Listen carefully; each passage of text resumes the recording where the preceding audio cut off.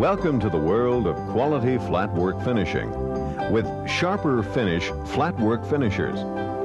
In the next few minutes, we will demonstrate the installation, operation, and maintenance procedures for the flatwork finisher. Although the machine used in this videotape may not be the model you purchased, the procedures will be similar. This videotape is not intended to replace or change your owner's manual, but to help you and your staff to better understand this equipment. After watching this video in its entirety, follow the owner's manual provided with your machine for specific installation, operation, and maintenance procedures, and observe all warnings and cautions provided. Now, let's begin with Part 1, Installation Procedures. When the finisher is received, inspect it carefully for damage that may have occurred during shipment. If you find any damage, note your findings on the freight bill and file a claim with the carrier. Now, move the finisher near its final location. Use extreme care when moving this equipment, since it is very heavy, with most of the weight being on the top half.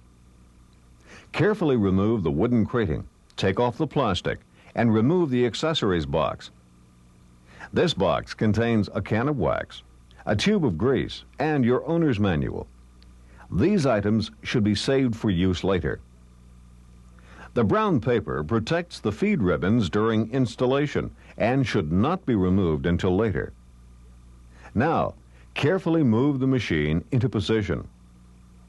Allow ample working room at the front of the machine for ease of service, at least 18 inches in the rear and 24 inches on each end. Then carefully remove both end panels to expose the skid bolts.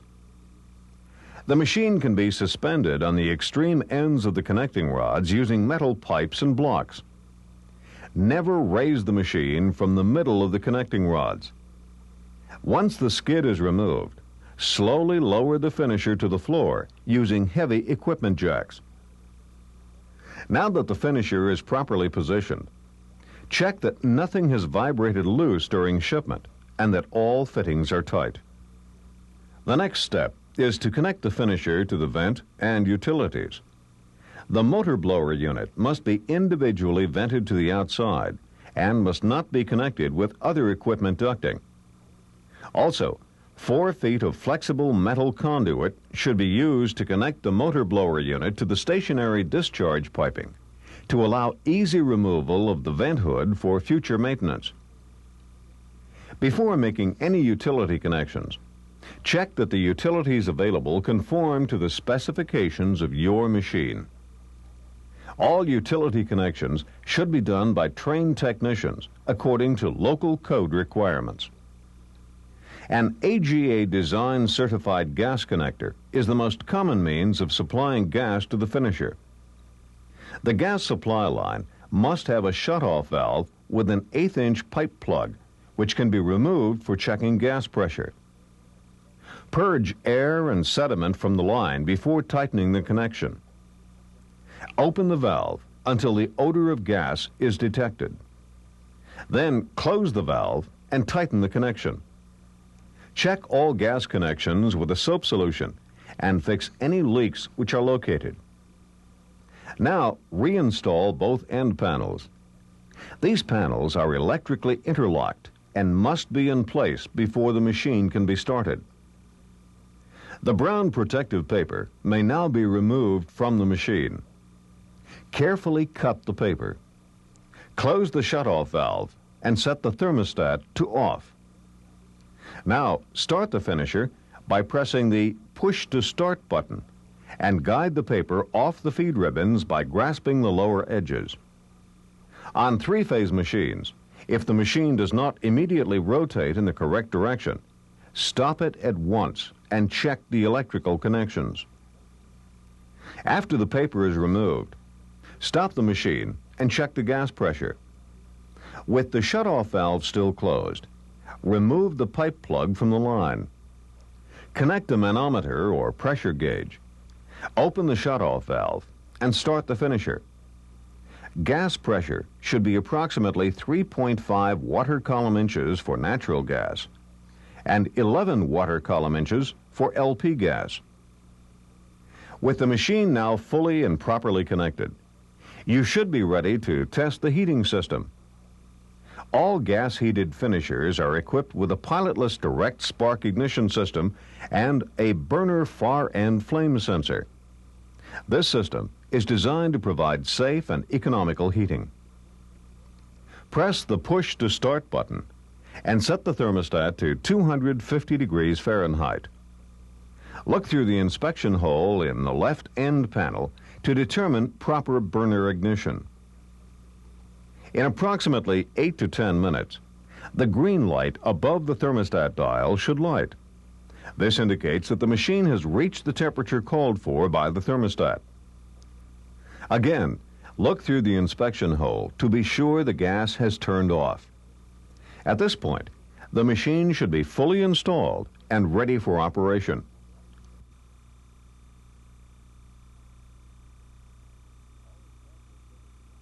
All Sharper Finish Flatwork finishers are carefully designed for easy, safe, and efficient operation, conforming to the latest ANSI standards. Caution and warning labels are placed in appropriate locations and must be followed. A stop cord and safety bar will stop the feed ribbons immediately in case of an emergency. Red-colored guards also protect certain areas. These guards are for your protection and must be in place at all times. Never operate the finisher with a missing or inoperative safety guard. Flatwork should be fully prepared before starting your flatwork finisher to conserve energy and to prevent unnecessary wear on the machine. The flatwork finisher is designed to process ordinary launderable flatwork, such as sheets, pillowcases, and table linen. It is not designed to process fitted garments or any items not washed in water. Flatwork containing too much or too little moisture will not finish properly. Flatwork made of blended materials should contain no more than 25% moisture prior to finishing, and cotton items should contain no more than 50% moisture. It may be necessary to adjust the water temperature of the final rinse and to reprogram the final extraction period of your washer extractors to achieve the correct moisture retention. In some cases, it may even be necessary to pre-dry the flatwork to properly prepare them for finishing. Under no circumstances should fabric softener of any type be added to flatwork that is going to be processed through a flatwork finisher. The service of an experienced laundry supply technician is yours for the asking to assist you in preparing the proper formula for washing flatwork. Once the flatwork is fully prepared, it is time to start your flatwork finisher. Press the push to start button and set the thermostat to the desired temperature, usually 325 to 375 degrees Fahrenheit.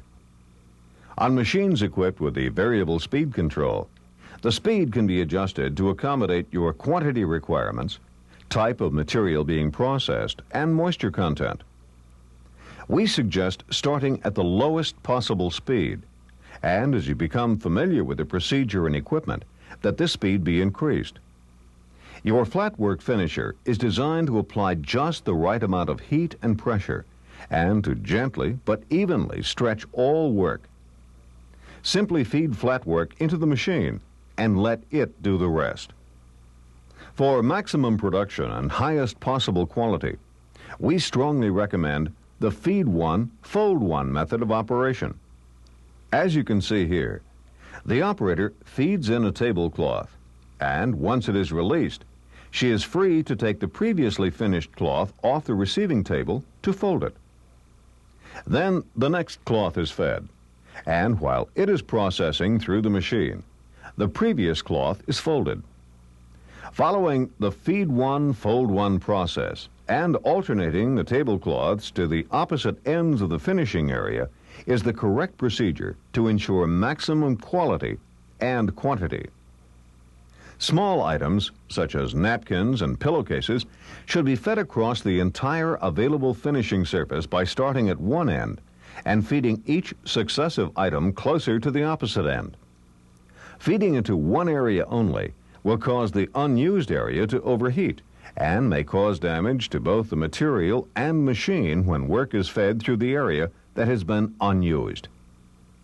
When you have finished using your Flatwork finisher, turn the thermostat to off and allow the machine to continue to run for 15 to 30 minutes to cool down evenly. Do not turn off the machine when it is fully heated. This can cause severe damage to the pressure roll cover and other textile materials. However, if you forget to turn the finisher off, the Sharper Finish IntelliTrol, a combination energy saver and safety device, will automatically turn the heat off after you have been away for 15 minutes. To reset the heat, simply feed an item through the center of the machine or move the activator at the center of the feed ribbons. The heat will be turned on, and when the machine reaches the temperature set on the thermostat dial, the green light will turn on.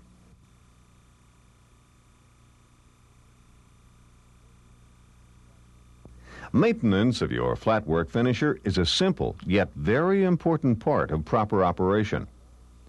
Always be sure all safety devices are operating properly. Should any of the numerous safety devices fail to function properly, immediately stop the machine and call a qualified service person to find and correct any problem that may exist. Proper waxing of your machine is necessary to ensure high-quality finished flatwork. Most flatwork will contain residual chemicals that can be deposited on the heated cylinder and on certain textile items such as the pressure roll cover and return ribbons. Properly waxing the machine will prevent these residual chemicals from causing the flatwork to stick. Waxing can be accomplished by using powdered wax or the more convenient means of spray wax. If powdered wax is used, it should be used as follows. Start the machine and heat it to about 200 degrees Fahrenheit, and then turn off the heat. Fold an old sheet in half and feed the folded edge into the machine so that just the leading edge is between the padded pressure roll and the heated cylinder. Stop the machine and fold back the top layer of the sheet and sprinkle about a quarter cup of wax evenly over the bottom part of the sheet. Cover the wax with the top part of the sheet and start the machine. The wax will melt inside the sheet, and some will be deposited on the pressure roll cover, the return ribbons, and the heated cylinder. Run the waxed cloth through the machine several times, twice a day. When the cloth is cool, fold and store it for later use. Additional wax should only be added when the cloth is limp. Powdered wax should never be applied directly onto the finisher. If spray wax is used, it must be approved flatwork finisher wax, such as Easy Wax. Spray wax can be applied directly to a cold machine by simply spraying it directly on the heating roll. Spray wax should not be applied to a hot machine. A flatwork finisher requires heat to properly dry and finish laundry flatwork. This heat causes grease to dry out of bearings, chains, and other rotating parts. Always disconnect power to the finisher and follow your instruction manual carefully for lubrication instructions. Lint is a common housekeeping problem in most laundries. Accumulated lint can collect grease and oil and become a fire hazard. Keep all equipment clean and free of lint. We have demonstrated some of the common installation, operation, and maintenance procedures of your flatwork finisher.